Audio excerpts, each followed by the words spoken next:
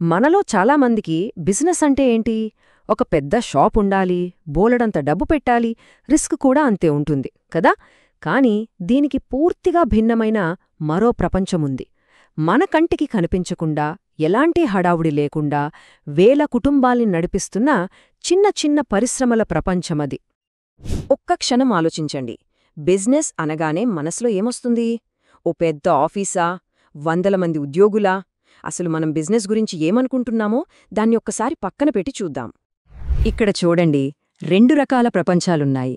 ఒకవైపేమో పెద్ద పెద్ద షాపులు, కోట్ల పెట్టుబడులు, అంతకు మించిన రిస్కులు. మరోవైపు చాలా సైలెంట్గా, తక్కువ పెట్టుబడితో, ఎలాంటి టెన్షన్ లేకుండా స్థిరమైన ఆదాయమిచ్చే ఓ చిన్న ఆర్థిక వ్యవస్థ. వేల కుటుంబాలు దీనిపైనే బతుకుతున్నాయి తెలుసా? సో ఈరోజు మన విశ్లేషణలో ఊరికే గాలి కబుర్లు చెప్పట్లేదు. నిజంగా ఉన్నా, రీసెర్చ్ చేసి వెరిఫై చేసిన 3 చిన్న పరిశ్రమల గురించి మాట్లాడుకోబోతున్నాం. ఇది థీరీ కాదు, పక్కా గ్రౌండ్ రియాలిటీ. ఓకే, మన ప్రయాణం ఎలా ఉండబోతోందంటే, ముందుగా అగర్బత్తి రీప్యాకింగ్ మోడల్ గురించి చూద్దాం. ఆ తర్వాత పర్యావరణానికి మేలు చేసే వెదురు ఉత్పత్తుల గురించి, నెక్స్ట్ మన పండగల వెనుక ఉన్న పెద్ద ఎకానమీ గురించి, చివరగా ఈ చిన్న వ్యాపారాల్లో గెలవాలంటే అసలు రూల్స్ ఏంటో తెలుసుకుందాం. సరే, మన మొదటి కేస్ స్టడీ అగర్బత్తి రీప్యాకింగ్. మనందరి ఇళ్లల్లో రోజూ వాడే ఒక సింపుల్ ప్రోడక్ట్, కానీ దాని వెనుక చాలా సులభమైన, ఎవరైనా మొదలుపెట్టగలిగే ఒక బిజినెస్ మోడల్ దాగుంది. అసలు అగర్బత్తి ఎందుకంత పవర్ఫుల్ ప్రోడక్ట్? సింపుల్, దీనికి డిమాండ్ అస్సలు తగ్గదు.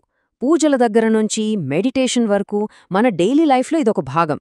అందుకే ఇదొక చిన్న వ్యాపారానికి చాలా స్ట్రాంగ్ ఫౌండేషన్ వేస్తుందన్నమాట. ఈ బిజినెస్ ఎలా పనిచేస్తుందో తెలుసా? ఆశ్చర్యంగా చాలా simple. Just 4 steps. First, brand లేని అగర్బత్తిలను బల్క్గా కొనాలి. సెకండ్, వాటిని ఇంట్లోనే సొంత బ్రాండ్తో ప్యాక్ చేయాలి. ఆ తర్వాత దగ్గర్లోని షాపులకు, గుళ్లకు సప్లై చేయడమే. చూసారా, దీనికి పెద్దగా స్టార్టింగ్ ఇన్వెస్ట్మెంట్ కూడా అవసరం లేదు. దీని సక్సెస్కి అసలు సీక్రెట్ ఏంటో తెలుసా? డిమాండ్ ఒక్కచోటు నుంచి రాదు. పండగలకి వాడతారు, కార్పొరేట్ గిఫ్ట్లుగా ఇస్తారు, రోజూ ఇళ్లల్లో వాడతారు, ఆన్లైన్లో కూడా అమ్ముతారు. ఇన్ని మార్గాలుండటం వల్లే దీనికి మార్కెట్ ఎప్పుడూ స్టేబుల్గా ఉంటుంది.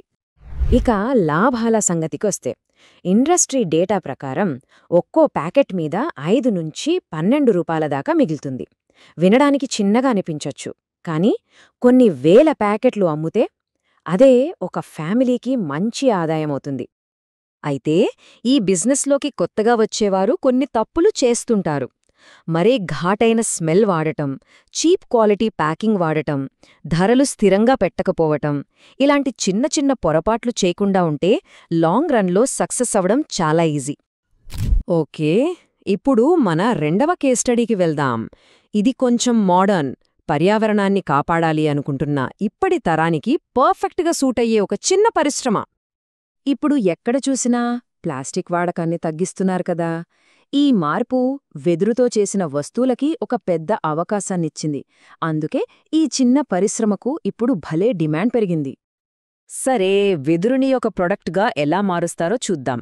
ముందుగా వెదురుని సేకరించి, దాన్ని పాలిష్ చేసి, ఫంగస్ పట్టకుండా హీట్ ట్రీట్మెంట్ చేస్తారు. ఆ తర్వాత ప్యాక్ చేసి అమ్మడమే. ఈ ప్రాసెస్ అంతా ఒక చిన్న యూనిట్లో చేసేయచ్చు. చూడ్డానికి పెద్దగా అనిపించినా కరెక్ట్ టూల్స్ ఉంటే చాలా సింపుల్. ఇక పెట్టుబడి విషయానికొస్తే ఇక్కడే 2 ఆప్షన్స్ ఉన్నాయి. కేవలం చేతి పనిముట్లతో చాలా తక్కువ బడ్జెట్లో స్టార్ట్ చేయొచ్చు, లేదా ఇంకొంచెం డబ్బు పెట్టి చిన్న చిన్న మెషిన్లు కొనుక్కుంటే ప్రొడక్షన్ ఇంకా పెంచుకోవచ్చు. కేఫ్లు, రెస్టారెంట్ల దగ్గర్నుంచి కార్పొరేట్ గిఫ్ట్ల వరకు ఈ ప్రోడక్ట్స్కి డిమాండ్ చాలా చోట్ల ఉంది. అంటే ఇది కేవలం కస్టమర్స్కి అమ్మే మార్కెట్ మాత్రమే కాదు, ఇతర బిజినెస్లకు కూడా అమ్మొచ్చు. అదే B2B మార్కెట్ అన్నమాట. అయితే ఈ బిజినెస్లో కూడా కొన్ని జాగ్రత్తలు తీసుకోవాలి. సరిగ్గా హీట్ ట్రీట్మెంట్ చేయకపోతే ఫంగస్ వచ్చేస్తుంది. మరీ ఎక్కువగా పాలిష్ చేస్తే ప్రోడక్ట్ వీక్ అయిపోతుంది. ఇలాంటి టెక్నికల్ విషయాల్లో చాలా కేర్ఫుల్గా ఉండాలి. ఇప్పుడు 3వ మోడల్. ఇది మన దేశానికి చాలా స్పెషల్. కేవలం పండగల టైంలో మాత్రమే నడిచే ఈ బిజినెస్ చాలా తక్కువ టైంలో ఎక్కువ ఇంపాక్ట్ చూపిస్తుంది.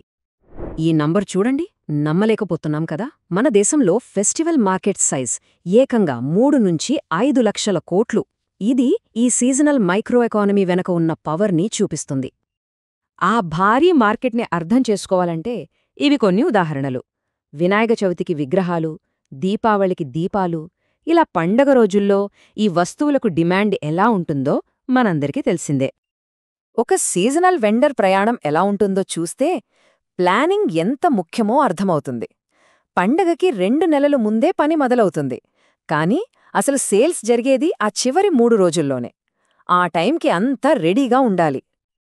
విజయవాడకి చెందిన ఒక అనుభవజ్ఞుడైన వ్యాపారి మాటల్లోనే చెప్పాలంటే, అవసరానికి మించి స్టాక్ పెట్టడం, తప్పుడు సైజు స్టాల్ తీసుకోవడం పెద్ద తప్పులు. చూసారా, గ్రౌండ్ లెవెల్ నుంచి వచ్చే ఇలాంటి మాటలో ఎంత నిజం ఉంటుందో. సరే, ఇప్పుడు ఫైనల్ స్టేజ్కొచ్చేశాం. ఈ 3 కేస్ స్టడీస్ నుంచి మనం నేర్చుకున్నదేంటి? మైక్రోకామర్స్ వెనుక ఉన్న అసలైన రూల్స్ ఏంటో చూద్దాం. ఈ మొత్తం విశ్లేషణకు ఒకే ఒక సారాంశముంది, అదే ఇది: వ్యవస్థాపకత అంటే వేగం కాదు, అది స్పష్టత.